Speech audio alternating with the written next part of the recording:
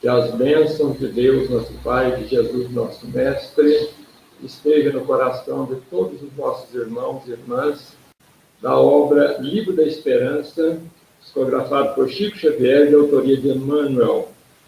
É uma obra editada em 1964, em comemoração do centenário de lançamento do Evangelho segundo o Espiritismo. Compaixão sempre. Nesta lição, Emmanuel vai alargar a questão do entendimento do assunto da compaixão, envolvendo não só os nossos íntimos, mas envolvendo, sobretudo, as pessoas que estão mais distantes de nós, e, sobretudo, as pessoas que cometeram crimes, os criminosos, os delinquentes, aquelas pessoas envolvidas em situações de segregação, de prisão, em função de erros cometidos.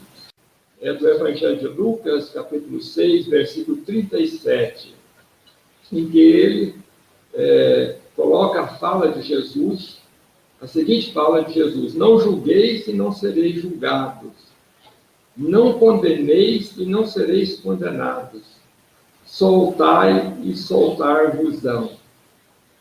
Algumas traduções, esse finalzinho, ele coloca: absolvei e sereis absolvidos. Essa fala de Jesus, retratada aqui por Lucas, a gente deve entender que Jesus não queria dizer com essa afirmação, não julgueis para não ser julgados, que nós devêssemos abdicar da nossa capacidade de discernimento, de capacidade de ver onde que está o erro, onde que está o bem, para que a gente pudesse ter discernimento. Evidentemente, não poderia ser isso. Jesus não poderia querer que nós abdicássemos da nossa inteligência, da nossa capacidade de discernimento e de análise. Na verdade, a gente deve entender que o que Jesus queria dizer com essas palavras é que nós deveríamos evitar a condenação, condenar os outros. E é lógico que aquela pessoa que se permite essa conduta de condenação aos outros acaba sendo condenado também, porque normalmente a pessoa que condena os outros, ela condena nos outros aquilo que ela tem de errado dentro de si. A psicologia já nos esclareceu isso. E sendo assim, em condenando os outros, mais à frente ela acaba cometendo os mesmos erros e, por força das circunstâncias, será mais condenado ainda, porque dirão: mas não era ele o que censurava todo mundo, que criticava todo mundo, e agora está fazendo a mesma coisa. Por isso que Jesus disse: não condeneis para não seres condenados. Né? Nós queremos aqui, comentando esta fala de Jesus, essa questão de condenar, de censurar os atos alheios, nós queremos narrar um fato acontecido na década de 70 do século passado, envolvendo o médium Francisco Cândido Xavier, lá na antiga Comunhão Espírita Cristã de Uberaba. Esse fato foi narrado pelo próprio médium no livro Na Era do Espírito, no capítulo 12, em que ele, escrevendo a Herculano Pires, ele narra o fato acontecido lá na comunhão. Como nós sabemos, naquela época, grandes caravanas afluíam a Uberaba à procura do Chico. Numerosas pessoas acorriam ao centro para vê-lo, para assistir às psicografias, para conversar com ele, para solicitar uma mensagem de familiares desencarnados. E ele conta que numa dessas reuniões compareceu um casal de amigos do médium e que foram a Uberaba não só para entrar em contato com os trabalhos do Chico, mas ele conta que eles também tinham o objetivo de reencontrar um filho. Esse filho estava preso numa cidade próxima. É interessante que o Chico não menciona a cidade, né? De repente pode ser até Uberlândia, que é uma cidade próxima a Uberaba. Mas ele não fala que é Uberlândia, ele fala que era um filho que estava preso numa cidade próxima e que, por generosidade das autoridades judiciais, foi permitido a ele ir encontrar com os pais lá em Uberaba, lá na Comunhão Espírita Cristã. E esse rapaz compareceu lá, escoltado por 2 policiais. E o Chico disse que estava próximo quando o rapaz chegou para encontrar com os pais, a mãe muito doente, com problema de saúde já, e abraçou o filho, e naquela emoção toda, meu filho, o pai também, e os 3 começaram a chorar. E o Chico, vendo aquilo, o médico sempre foi muito sensível, né, às causas e às dores do próximo, ele disse que lembrou dos pais dele, de sua mãe, do seu pai, e pensou que poderia ser ele no lugar daquele rapaz que estivesse ali implorando perdão, afeto, desculpa pelos erros cometidos. E ele começou a chorar também. Começou a chorar, veja bem, meus irmãos, começou a chorar também. Mas nisso ele notou que próximo a ele um grupinho manifestou certa censura para com a atitude do Chico. Então ele deduziu que aquele rapaz, provavelmente, ele teria cometido alguma coisa muito grave, para que aquele pequeno grupo de pessoas ali começassem a censurar veladamente a atitude do médico que estava chorando com aqueles pais emocionados. Ele diz então que, nesse momento, ele vendo aquela situação, ele procurou se conter, enxugar as lágrimas, para que os pais não percebessem aquilo, não ficassem constrangidos com a atitude daquele pequeno grupo. E a reunião se transcorreu, foram selecionadas uma página do Evangelho segundo o Espiritismo, que foi o perdão das ofensas, e, no final, Emmanuel deu uma mensagem intitulada Prova e Julgamento.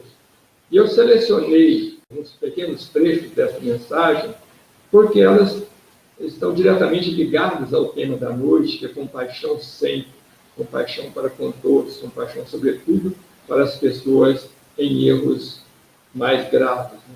Então ele diz assim: abstenhamos-nos de julgar os irmãos supostamente caídos. Aí a gente vê, por essa mensagem de Emmanuel, que inicia-se dessa forma, que os espíritos presenciaram tudo aquilo que aconteceu, que eu narrei há pouco, né?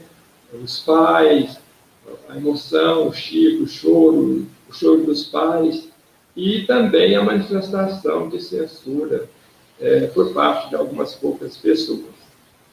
E ele diz mais: diante dos companheiros que consideres transviados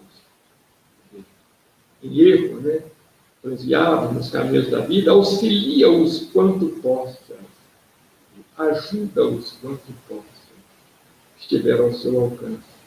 E onde não consigas estender braços de apoio, silencia e ora por eles. Então, foi uma lição, certamente, para aqueles que censuraram o médium, pela sua humildade, pela sua sensibilidade, em se solidarizar com aquele grupo de pessoas, aquele casal e aquele filho, devem ter ficado envergonhados, porque diz: abstende-vos de julgar, diante de companheiros transviados, auxilia, se for possível, quanto for possível, ao seu alcance.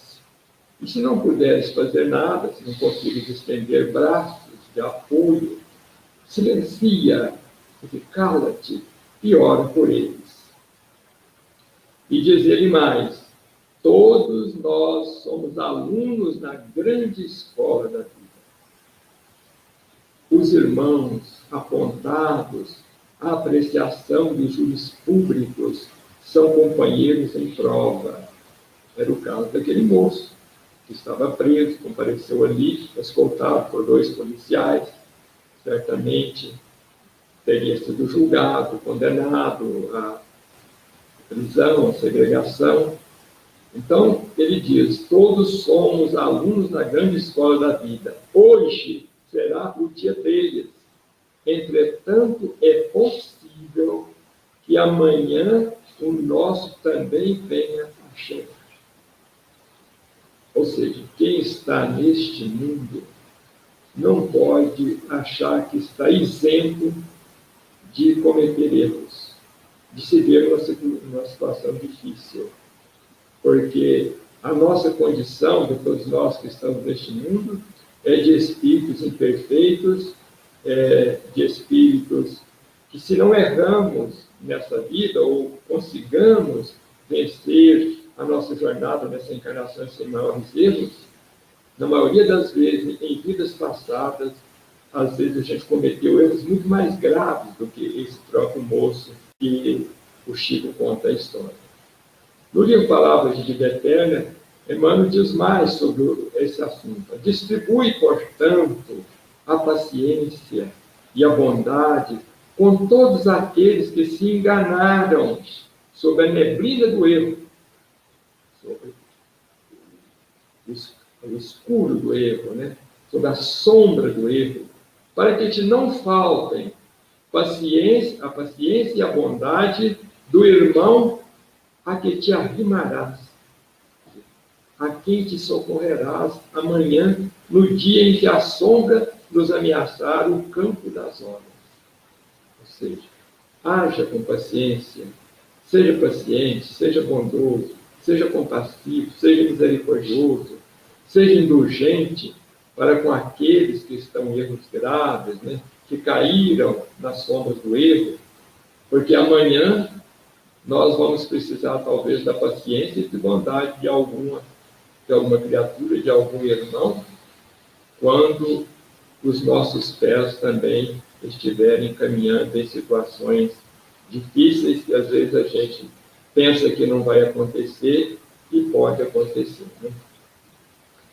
O próprio Emmanuel, num livro chamado O Essencial, ele diz assim: se alguém te surge em erro, tranquiliza-te e calma.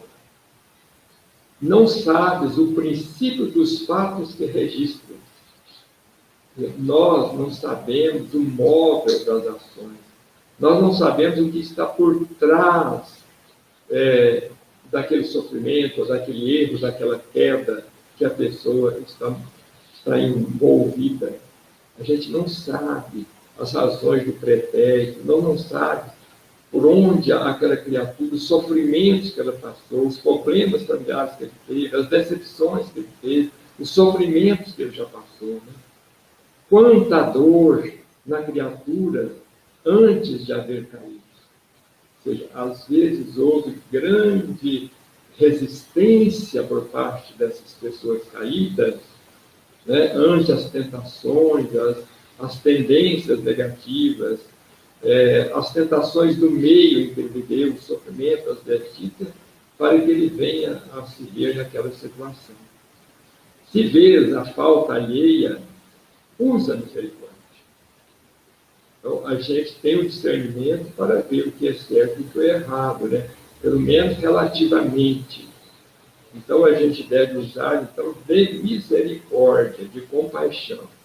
E aí, ele nos trouxe uma frase que eu achei excepcional. Ele diz assim: virtude que condena é orgulho disfarçado. Olha que frase elevada, né? Sábia, contundente até para com a nossa situação de espíritos imperfeitos, que temos, às vezes, a infelicidade de condenar os outros. A virtude que condena é orgulho disfarçado. Que a gente pense muito nisso, né? Quando a gente se dispõe a condenar alguém, analisemos a nós mesmos, porque no fundo, aquela condenação partindo da gente pretensamente virtuoso, nada mais é do que um orgulho disfarçado, mascarado, escondido, né? Hoje, diz Emmanuel, pode julgar. Amanhã, ninguém sabe. Amanhã, talvez, é o nosso dia de ser julgados. Né?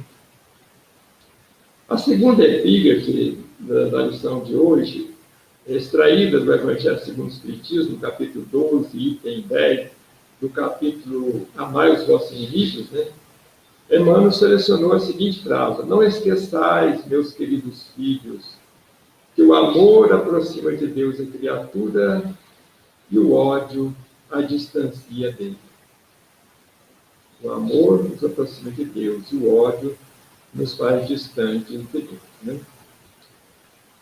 Sobre isso, a gente não me lembro bem que, no meados do século passado, houve um movimento que teve muito em voga naquela época, de psicólogos modernos, né, século passado, século XX, que difundiram uma teoria segundo a qual toda manifestação de ódio recebida, toda ofensa recebida, né, deveria ser respondida da mesma forma, ou seja, externando odiosidade para que o ódio não nos envenenasse. Então, essa teoria, não sei se é difundida ainda na psicologia, mas no século passado isso foi difundido por psicólogos modernos, que toda manifestação de ódio que a gente recebesse, a gente deveria responder do mesmo jeito, no mesmo nível, para que aquilo não ficasse remoendo dentro de nós, e que não nos prejudicasse, que nós não nos envenenássemos aquilo. É uma teoria, no mínimo, estranha, porque é semelhante a você querer apagar incêndio usando gasolina. Né? Não é possível que isso pudesse dar certo. Né? Então, são teorias que surgiram que a doutrina espírita não está de acordo. A doutrina espírita nos ensina que a única maneira de extinguir o ódio é usar o antídoto do amor. Não há outra maneira de combater o ódio, de extinguir o ódio, senão usar o antídoto do amor. Do contrário, nós vamos cair no chamado círculo das reencarnações dolorosas de expiação. Porque na medida que você responde a alguém com erro, lá na frente essa pessoa fazendo da mesma forma, e você vai ter que reencarnar inúmeras vezes até que o amor surja no meio dessas coisas. Então, é falsa essa teoria que a gente deve responder ódio com ódio. O ódio deve ser respondido com amor. E aqui, ilustrando o que nós estamos falando, nós queremos relatar resumidamente uma mensagem do Espírito Neio Lúcio, constante do livro Alvorada Cristã, capítulo 12, intitulada A Arma Infalível. Ele nos conta que alguém que for demitido de uma empresa, ele resolveu, com muito ódio, escrever uma carta vazada em ódio, acusações, em palavras duras, colocou no envelope e mandou para o chefe daquela oficina de trabalho. Esse chefe, ao ler a carta, deixou-se envolver pela odiosidade daquelas palavras e saiu disposto a passar adiante aquele ódio. Encontrou o subchefe daquele trabalho e despejou sobre ele toda aquela raiva que ele ficou em função de pequenino erro cometido, faltas pequeninas lá do serviço. Esse subchefe, por sua vez, não podendo responder da mesma altura ao chefe, chegou em casa para o almoço e despejou sobre a esposa todo o seu ódio, seu rancor, criticou a esposa simplesmente que por um calçado não está bem engraxado. A esposa absorveu da mesma forma o ódio e despejou o ódio sobre a funcionária encarregada de engraxar o sapato. A funcionária, por sua vez, não podendo responder à patroa no mesmo nível, por ter atendido o emprego, encontrou o cão da família e desfechou nele um grande chute. E o cão saiu ganindo, enlouquecido, e mordeu uma vizinha. E essa vizinha também ficou enfurecida, foi à farmácia para fazer um curativo, onde o animal tinha ferido, encontrou o funcionário da farmácia e despejou sobre ele também o seu ódio, reclamou de tudo, e esbravejou com o moço.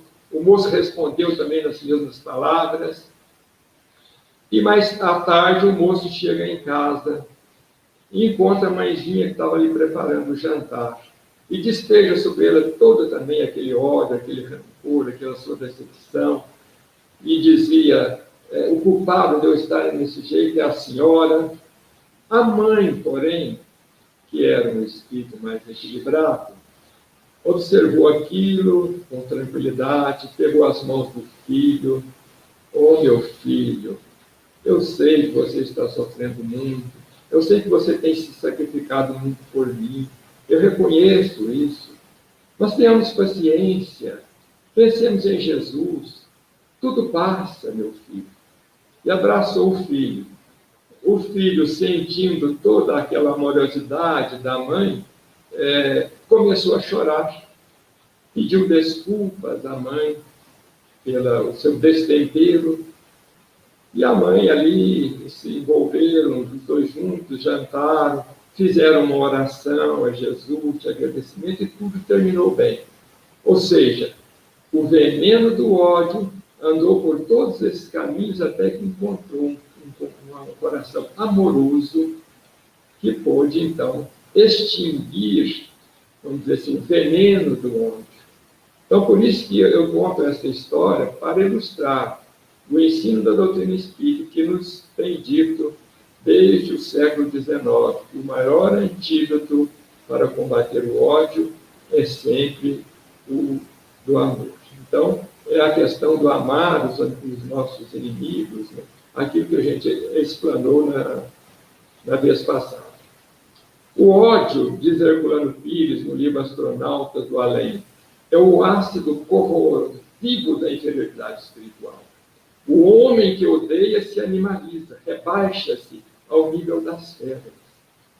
Nos corrompemos pelo ódio, admitimos o ódio em nossa vida, nós começamos a agir como se fôssemos animais, como se fossem homens pré-históricos da época animalesca, não homens do século XXI. Por outro lado, o amor, nos diz Emmanuel no livro Consolador, é a lei própria da vida. E sob o seu domínio sagrado, todas as criaturas e todas as coisas se reúnem ao Criador dentro do plano grandioso da unidade universal. No livro Consolador, pergunta 312.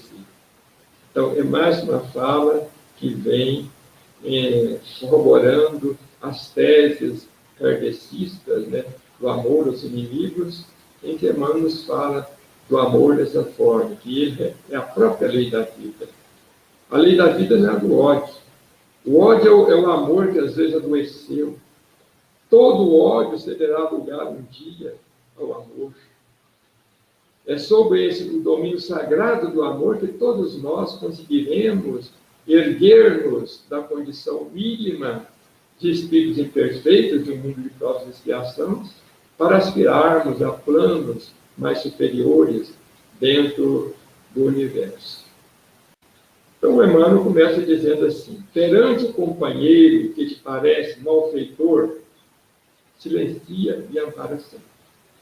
Mais uma vez, o conselho do Emmanuel, né, já dito antes, perante aquele pessoa errada, aquele companheiro que nós julgamos malfeitor, silencia e ampara sempre daquilo que for possível, né? Quando não for possível, façamos uma oração por essa pessoa, por esse companheiro que nós julgamos malfeitor. Assim como existem pessoas aparentemente sadias, né, carregando enfermidades que apenas no futuro se farão evidentes para a intervenção necessária, às vezes isso acontece conosco, né? Nós trazemos, às vezes, uma doença interna no organismo que nós não sabemos ainda, que mais à frente essa doença vai aparecer para que seja feita uma intervenção. Há criaturas no plano espiritual, no plano psicológico, há criaturas supostamente normais, portadores de estranhos desequilíbrios, aos quais se lhes debitam os gestos menos edificantes. Quer dizer, normal, nesse mundo de provas e expiações, praticamente ninguém é, né, meus amigos? Então, às vezes tem criaturas que estão bem postas, que nos aparecem, assim, pessoas educadas, pessoas que têm cultura, mas que carregam dentro de si certos problemas e certas tendências negativas, certas enfermidades da alma, que são responsáveis por gestos negativos que desaguam, às vezes, na própria criminalidade. Né? Compadece-te, pois, e estende os braços para a obra do auxílio. Essa é a mensagem da doutrina espírita, não da psicologia do século XX, que dizia que nós deveríamos responder ódio com odiosidade. O ensinamento doutrinário é esse: compadece-te, pois, e estende os braços na obra de auxílio ao próximo que nós estejamos vendo em dificuldades. Muitos daqueles que tombaram, quer dizer, que caíram na indisciplina, na violência, acabando segregados, quer dizer, acabando presos nas casas de tratamento moral, vamos usar uma metáfora para se referir a presídio, a cadeia, né? Guardam consigo os braseiros de angústia. Isso é muito interessante para nós espíritos que estudamos a fundo a questão da obsessão. Guardam consigo os braseiros de angústia que lhes foram impostos em dolorosos processos obsessivos pelas mãos imponderáveis, invisíveis, dos adversários desencarnados de outros existentes. Então, por trás dos grandes crimes, das grandes tragédias, dos grandes problemas familiares, né, que estão, às vezes, nas manchetes, nas mídias atuais, por trás daquilo ali, às vezes, está um problema obsessivo grave. São dolorosos processos de inimigos de outro tempo, que nos acompanham os passos aqui na Terra, destilando ódio e desejo de vingança, por não ter nos perdoado, por não ter sido incapaz de entregar o antídoto do amor. E nós outros, que nos acompliciamos lá atrás com eles, de certa forma nos tornamos reféns dessa influência deletéria, que culminam muitas vezes nos problemas difíceis de indisciplina, de violência, que vão gerar depois o crime, a segregação, a prisão, nos institutos de tratamento moral, como diz Emmanuel aqui. Então, que a gente entenda que por trás de grande número dos crimes, ou se não todos, está muitas vezes a influência de espíritos sombrios, que estão distanciados de Deus pelo ódio e que conseguem, pela nossa invigilância, pela brecha que nós trazemos, da ligação que trazemos com eles de outras vidas, conseguem nos influenciar e causar essas tragédias que às vezes a gente vê na televisão, nos jornais. E quase todos os que esmoreceram no caminho das próprias obrigações, falharam, se esmoreceram nas obrigações, rendendo-se ao assalto da crueldade, do desespero, sustentaram por tempo enorme, na intimidade do próprio ser, a agoniada tensão da resistência às forças do mal, sucumbindo muitas vezes à míngua de compreensão e de amor, deixando-se levar, não conseguindo suportar mais a carga de influências deletérias, né? Eles esmorecem e se deixam sucumbir pelas trevas, se deixam se tornarem vítimas do desequilíbrio. Mas eles, às vezes, assim, meus irmãos, chegaram a esse ponto, porque às vezes não encontraram uma mão amiga, um coração amoroso, um familiar, alguém que pudesse sustentá-los na hora mais difícil, estender-lhes a mão fraterna, né, um ombro amigo, uma orientação sadia. Eu me lembro aqui, né, não tinha pensado para isso, mas vem-nos a lembrança agora, Quantos de nós aqui do Centro Espírita Joana d'Arc chegamos aqui carregando processos obsessivos difíceis, dolorosos, né?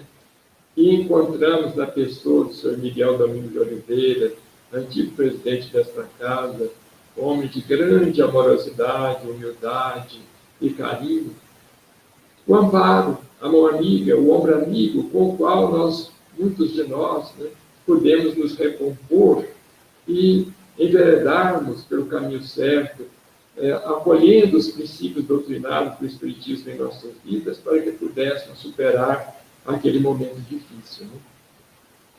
Diante, pois, de companheiros considerados delinquentes, abstende condená-los. Não julgueis, não condenar. Abstende condená-los. Todos nós, espíritos em evolução na Terra, todos nós, espíritos em evolução na Terra. Aqui Emmanuel, que escreve um outro livro chamado Hora Certa, ele não exclui ninguém, diz que todos nós que estamos em evolução na Terra, nesse plano de provas e expiação, somos os viajores dos milênios e estamos ainda em processo regenerativo. À vista das imperfeições que nos marcam. Então, todos nós que estamos aqui, não somos santos, não somos anjos, raras exceções de espíritos luminares aqui entre nós. A grande maioria de todos nós que estamos em evolução na Terra, carregamos conosco ainda a marca de imperfeições, de tendências negativas, de erros clamorosos, de culpas que precisam ser sanadas. E por isso mesmo estamos sujeitos à queda. Para todos eles, os nossos irmãos caídos em delinquência, criminalidade, voltemos assim, pensamento e ação tocados de simpatia para com eles, recordando Jesus, que não cogita de nossas imperfeições, para sustentarmos, e certo de que também nós, pela extensão das próprias fraquezas, não conseguimos, em verdade, saber em que obstáculos do caminho os nossos pés tropeçaram. Aqui o Emmanuel nos aconselha, para diante da delinquência que se mostra aos nossos olhos, que nós, com o nosso discernimento, a nossa inteligência, pudermos enxergar, vamos voltar os nossos pensamentos tocados de simpatia, de compaixão, de misericórdia, de indulgência, recordando que Jesus também está paciente conosco há muitos milênios. Ele é o governador espiritual do planeta. E se ele perdesse a paciência com os homens terrenos, o que seria de nós? O que seria do planeta? Né? E nós precisamos estar certos que, mesmo nós que somos religiosos, que nos dizemos estarmos no caminho do bem, que acolhemos o ensinamento do Evangelho, nós não conseguimos, em verdade, saber se amanhã ou depois os nossos pés não tropeçarão em queda ou em. Nós buscamos no livro Religião dos Espíritos, que também é um livro psicografado pelo Chico, uma mensagem titulada, no capítulo 1, Se Tiveres Amor, em que o Emmanuel vai falar do amor, que nós, desde o início, estamos dizendo que é o antídoto que a doutrina espírita nos aconselha, o único remédio para o ódio. Se tiveres amor, caminharás no mundo como alguém que transformou o próprio coração em chama divina, em luz divina a dissipar as trevas. Mesmo com a nossa imperfeição, com a nossa inferioridade, com a nossa miserabilidade, com a nossa pequenez, se nós tivermos amor no coração, um pouquinho de amor no coração, nós caminharemos iluminando de alguma forma o nosso caminhar, iluminando a nossa senda, junto com aqueles que estão conosco. Né? Porque o amor, de certa forma, é uma luz que se acende no nosso coração. Se tiveres amor, encontrarás nos caluniadores. Aqui ele vai falar dos erros. Né? Se tiveres amor, encontrarás nos caluniadores almas invigilantes que a peçonha, quer dizer, a substância venenosa do mal, entenebreceu, quer dizer, recobriu-se de trevas, e relevarás, ou seja, perdoarás toda ofensa com que te martirizem as honras. Se tivermos amor, assim agiremos. Se tivermos amor, surpreenderemos nos maldizentes, aqueles que disseminam a maldade, que falam mal dos outros, né? Criaturas desprevenidas que o veneno da crueldade enlouqueceu. E desculparás toda injúria com que te deprimam as esperanças. Se a maledicência em relação a nós nos ofendeu, nos atingiu, deprimindo-nos as esperanças, se tivermos amor, nós vamos reconhecer que são criaturas desprevenidas, né? Que o veneno da crueldade enlouqueceu. Porque, de certa forma, todos aqueles que se rendem ao ódio estão enlouquecidos. A gente presencia isso muito nas reuniões mediúnicas, quando a gente recebe um irmão com ódio no coração, destilando sofrimento e desejo de vingança, em plena luz espiritual, na plena vida do Espírito, eles às vezes nos parecem enlouquecidos, fixados num passado que já ficou séculos atrás. Então é isso que o irmão está dizendo, né? Que nós, se tivermos amor, nós vamos entender dessa forma. Se tivermos amor, observaremos no onzenário, essa palavra um pouco usada, né? Onzenário é usurário, agiota, sovina, isso que é onzenário. O Emmanuel usa umas palavras muito cultas, né? Observarás no onzenário a vítima da ambição desregrada, acariciando, quer dizer, afagando a degradação moral do apego ao dinheiro, né? Acariciando a ignomínia da usura, em que atormenta a si próprio. Porque o usurário, o sovina, apegado excessivamente ao dinheiro, é alguém que vive em tormento constante, né? E, se tiveres amor também, observarás no viciado o irmão que caiu voluntariamente na poça de fel, que é amargo, né? Em que arruína a si mesmo. O vício é algo terrível, todos nós sabemos os caminhos que levam o vício, né? A degradação moral, ao adoecimento, né? A situação difícil na vida, a perda da saúde.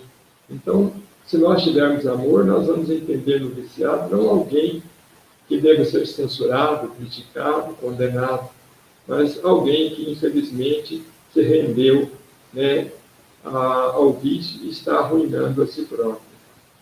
Se tiveres amor, reconhecerás a ignorância em toda manifestação contrária à justiça e descobrirás a miséria por fruto dessa mesma ignorância em toda parte onde o sofrimento plasma o cárcere da delinquência, o deserto do desespero, o inferno da revolta ou o pântano da preguiça. Aqui ele faz como que um resumo das consequências da ignorância moral, né, sobretudo a ignorância moral, porque às vezes a pessoa é culta, intelectualmente falando, mas é ignorante, moralmente falando.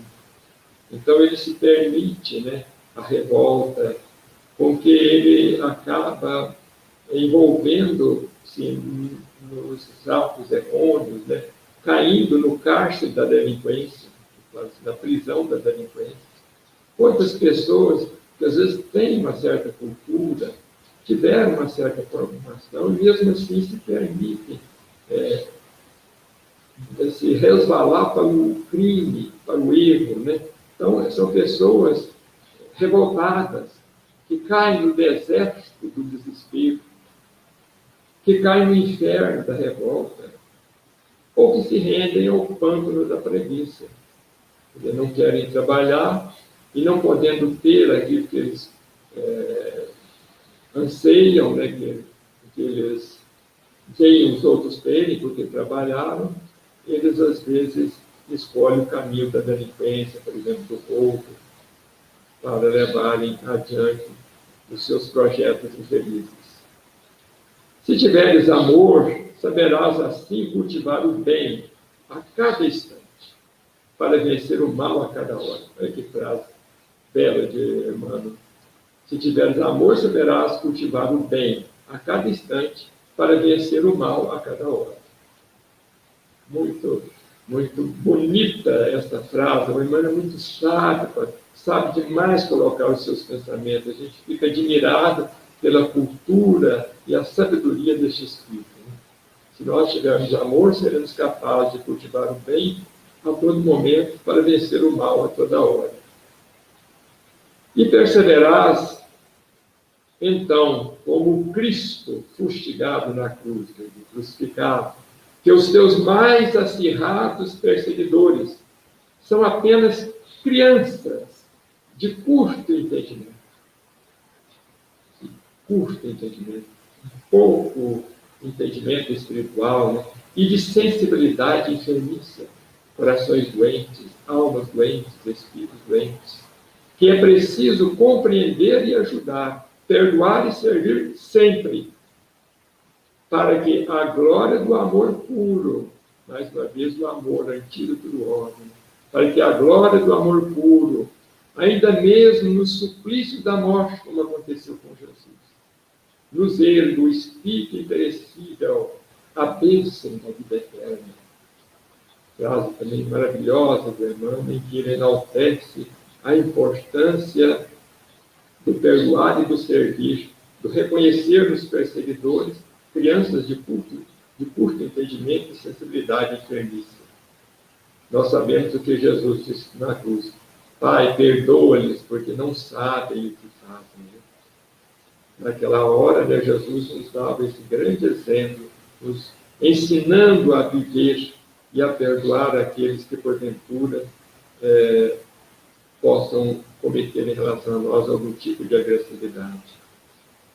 Diante do livro Sacro de Luz, de quaisquer desequilíbrios ou entraves que te venham a surpreender na estrada terrestre, na caminhada humana, molha a palavra no bálsamo da compaixão, pelo remédio da compaixão, no anestésico da compaixão, a fim de que desincumbas dignamente do bem que te cabe cumprir na terra. Então, diante de todo e qualquer desequilíbrios que venhamos a enfrentar nessa existência, nos aconselha Emmanuel que nós devemos molhar a palavra no bálsamo da compaixão. Antes de qualquer palavra de amaldiçoamento, né, que nós venhamos usar as palavras de compaixão, a fim de que nós possamos nos sair bem da provação terrestre, desincumbir dignamente daquele pequenino caminho de bem, ou daquela diminuta parcela de bem que nós possamos realizar em nossas vidas. Ninguém na Terra é tão bom que possa proclamar-se plenamente liberto do mal. Ninguém é tão bom que possa dizer assim: eu nunca errarei. E ninguém é tão mal, porém, que não possa fazer algum bem nas dificuldades do caminho. Então, sempre nós podemos fazer algum bem, mas sempre nós estejamos certos de que nós possamos também, estamos sujeitos a cometer algum erro. E se reconhecemos a nossa condição de pequenez, que nós possamos também compreender os nossos irmãos nas suas dificuldades. Nos maiores delinquentes há sempre um Filho de Deus. Os maiores delinquentes. Nós não vemos assim, né? A pessoa que comete um erro bárbaro, nós também não é possível, isso não é Filho de Deus, né? Não. Nos maiores delinquentes há sempre um Filho de Deus transviado ou adormecido, aguardando o toque do amor de alguém para tornar a trilha certa. Olha só, meus irmãos, frase lapidar, né? Dos maiores delinquentes, né? Todos são filhos de Deus. Os delinquentes mais terríveis, né? A gente mais bárbaros, que cometeram os crimes mais bárbaros, ali está o Filho de Deus, que um dia será anjo, poderá demorar muito, mas que um dia será anjo, e que fica aguardando o toque de amor de algum companheiro, de alguém que possa ajudá-lo a sair daquela situação. A gente vê nas reuniões mediúnicas, muitas vezes, esses espíritos que eu me referi há pouco, tenebrecidos do ódio, do rancor, que a gente não consegue, com os nossos modestos argumentos, convencê-los do contrário, mas às vezes comparece à reunião mediúnica um amor de outra vida, uma mãe que se agigantou em elevação espiritual, uma esposa, um filho, uma filha. E diante dessas pessoas que têm profundo amor por eles acabam aceitando os vossos conselhos para mudarem o direcionamento de suas vidas. São momentos belíssimos das reuniões mediúnicas, quando nós temos a oportunidade de assistir esses fatos. Aqui no Evangelho segundo o Espiritismo, no capítulo 14, melhor, no capítulo 11, item 14, uma mensagem de Isabel de França, que é caridade para com os criminosos. Né? Diz ela: deveis amar os desgraçados, criminosos, como criaturas que são de Deus, às quais o perdão e a misericórdia serão concedidos, se arrependerem, como também a vós, pelas faltas que cometeis contra a sua vida. Por mais terrível que seja o crime cometido, quando essa criatura cai em si, volta-se para Deus, arrepende-se, começa então o processo da sua transformação de espírito sofredor para a condição da angelitude, que muitas vezes pedirá o concurso dos séculos, né? Mas certamente acontecerá. Considerai que sois mais repreensíveis, que ela fala para nós, um conselho também sério. Considerai que sois mais repreensíveis, mais culpados, do que aqueles a quem negardes perdão e comiseração. Pois, as mais das vezes, eles não conhecem Deus, como o conheceis, e muito menos lhes será pedido do que a vós. Diante dessas criaturas, evitemos julgar, traçar julgamentos, porque eles não têm o conhecimento que nós temos, e a nós, às vezes, será muito mais será pedido em função de sermos conhecedores das realidades espirituais. Eu selecionei aqui um pensamento que está no livro Na Era do Espírito, capítulo 12, de Herculano Pires, que assina o livro com o pseudônimo de Irmão Saulo. O que mais erra é o que mais necessita de perdão. O que menos amor revela em sua conduta é o que de mais amor necessita. É o que mais erra, é o que mais precisa de perdão. E aquele que se entremostra mais odioso, ou seja, com menos amor, é o que de mais amor necessita. Né? O livro Libertação, que os nossos irmãos espíritos conhecem, a autoria do espírito André Luiz, aquele finalzinho do livro, quando a entidade Gregório, o chefe das sombras, né, dos dragões do mal, como será colocado, é convertido, é resgatado pelo amor da sua mãe Matilde, que comparece no plano espiritual inferior para conversar e dialogar com ele. E ele, enlouquecido, antes que a mãe pudesse se mostrar claramente a ele, empunha uma espada espiritual e conclama para o duelo, né? E quando a mãe se revela a ele com toda a grandeza do seu espírito, né? A luminosidade que ela já era portadora, ele deixa-se capturar. Um grande espírito das trevas que ali se capitula diante de um grande número de espíritos de falange do erro com ele, que fogem espavoridos ante a luz da sua mãe. E ele, então, ali se capitula diante do amor. Para todo ódio, entreguemos o antídoto do amor, na medida que as nossas possibilidades de evolução espiritual assim o permitirem. Agradecendo a todos e desejando que a paz de Jesus esteja no coração e nos lábios de todos os irmãos.